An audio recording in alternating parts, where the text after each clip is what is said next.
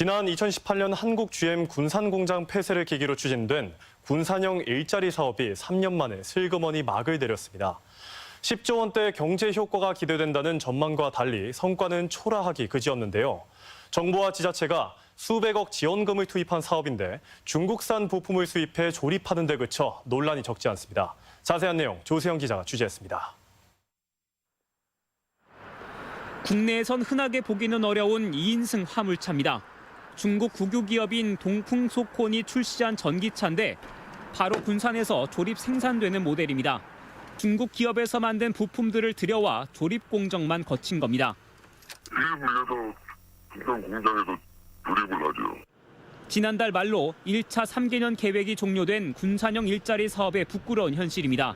전기차의 메카가 되겠다는 계획은 어디로 가고 차량 부품 수입과 조립으로 명맥만 잇고 있는 겁니다.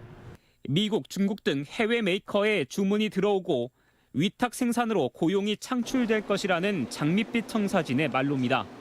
지난 3년간 정부와 지자체 보조금과 연구개발 지원금, 대출 보증, 세금 면제 등 직간접적으로 지원된 예산만 수백억대. 참여 기업 4곳이 군산에서 거둔 성적표는 그간 우려대로 낙제점을 면하지 못했습니다. 투자 액수는 목표 대비 절반을 넘겨 체면치레를 했지만 일자리는 고작 530개로 목표치의 30%. 전기차 위탁 생산량도 약 4,300대에 그쳐 목표 분량 32만여 대의 1%를 조금 넘긴 겁니다. 한국 GM 군산 공장의 빈자리를 대체하고 10조 원대에 달할 것이라던 전북차 치도의 당초 예상 효과와 비교 자체가 민망해 보입니다. 11조 4천여억 원의 생산 효과와 2조 8천여억 원의 부가가치. 이런 연구 결과가 어떻게 보면 그 정책을 밀고 나가는데 노동계가 일부 임금을 양보하고 기업은 일자리를 창출하며 정부가 뒤를 바친다던 노사민정 상생형 사업 구조가 자리 잡지 못한 겁니다. 사업을 설계한 전문가는 뒤늦게 외부 환경이 따라주지 않았을 뿐이라는 해명입니다.